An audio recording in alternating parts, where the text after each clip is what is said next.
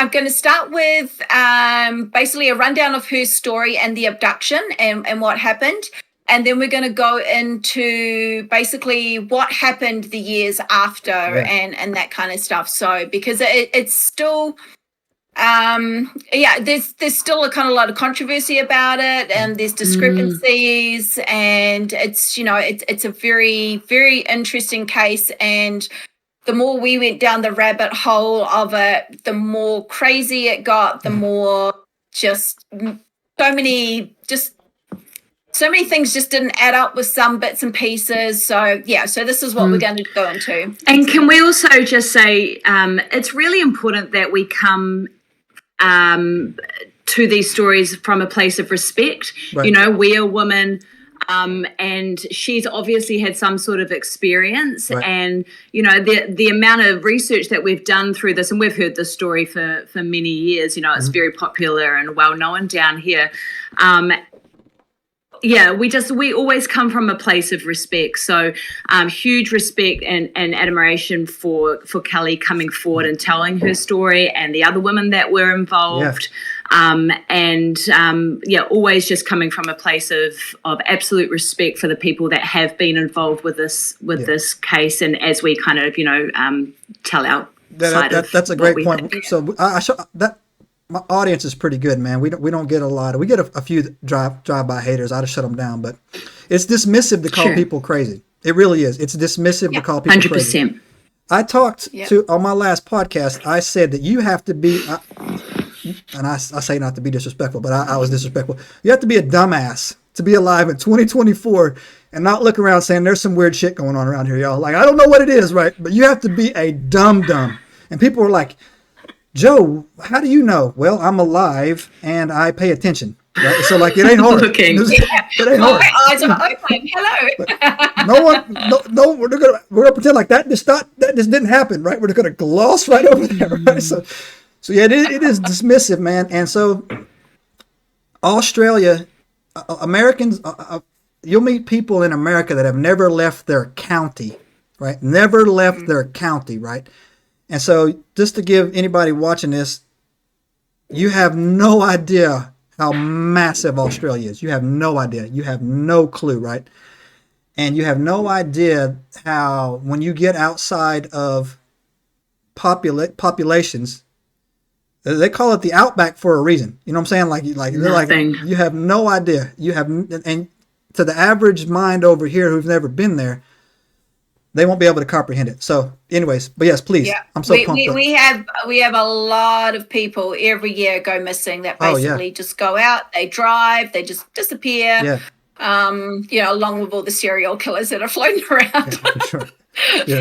I shouldn't laugh because that's bad, but I mean, it's you know, it's a pretty. Yeah, she found that funny. Oh, okay. Well, thanks for tuning in this episode. Next week. That'll be for Rumble later. Send that for Rumble. Serial killers. Wow, they're hilarious. Wow. Okay.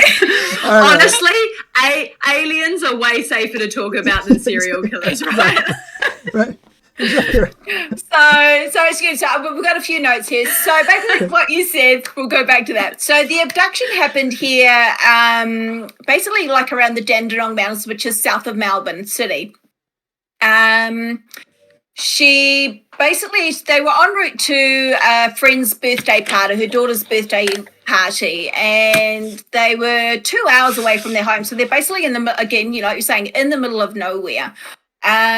So as they're coming down the road, she saw like a row of like 5 or 6 orange lights, like glowing up, you know, just above the field. When she kind of went to point to them, they basically just disappeared.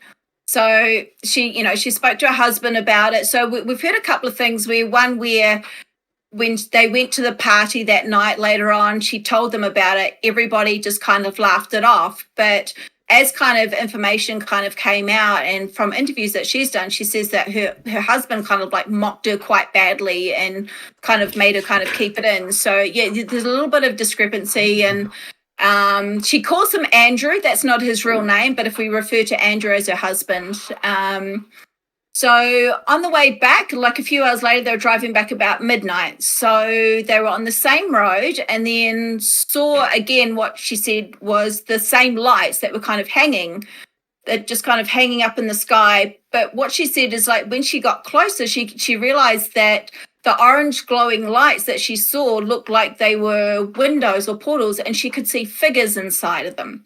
Wow. So this is, so again, she was basically, what's going on here. The object then again flew off at incredible speed and then came back to them about 700 meters down the road. And then it was just kind of sitting kind of basically in the middle of the road. And that's the last thing she can remember. So after that, it's basically, they had loss of time for about an hour and a half. She says that's the only thing. When they got home, they realized that they had been moved to basically what was called, I can't even pronounce it, Umarine Creek or something. So there's like this crossroads. So that's basically where they found themselves, like down the road. They drove home, and the only thing that they noticed is that they had lost about an hour and a half of time. But after that, nothing was kind of really said.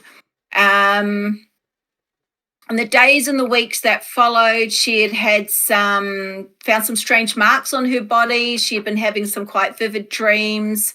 And she had a triangular wound, which is, again, very not popular, but very consistent with abductions having triangle kind of wounds on their body.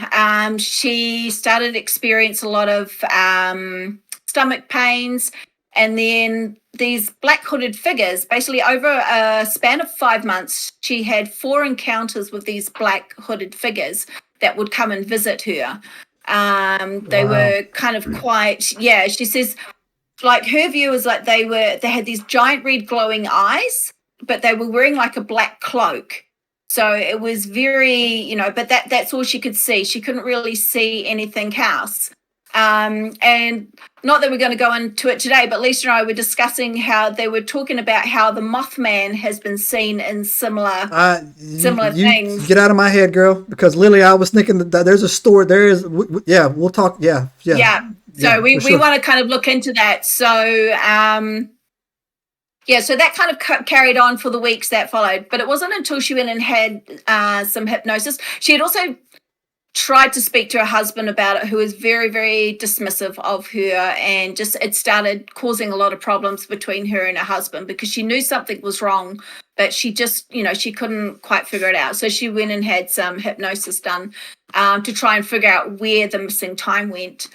So what came out of that, she says that she remembers that her husband had pulled over and they'd got her out of the car to have a look at this bright object in the paddock. They also noticed further down the road that there was another car, and the occupants of that car had come out as well, and they were all kind of standing there looking at this craft or whatever it was in this paddock. So one tall figure was the first one to approach them, and so it started coming towards them, and she said telepathically all she could hear was, "Let's kill them." So that was,